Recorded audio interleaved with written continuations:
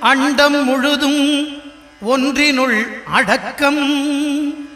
அதுவே ஆனை முகமெனும் ஓங்கார விளக்கம். சுழலும் கோள்கள் அவன் சொல் கேட்கும். அவனை தொழுதால் போதும் நல்லதே நடக்கும். ஆனை முகனை தொழுதால் நவக்கிரகங்களும் மகிழும். நல்லதே நடக்கும், நல்லதே நடக்கும்.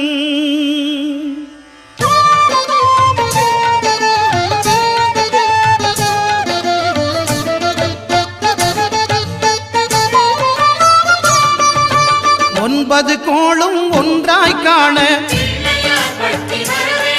அங்கு கற்பகம் என்னும் கடவுளின் மெய்யில்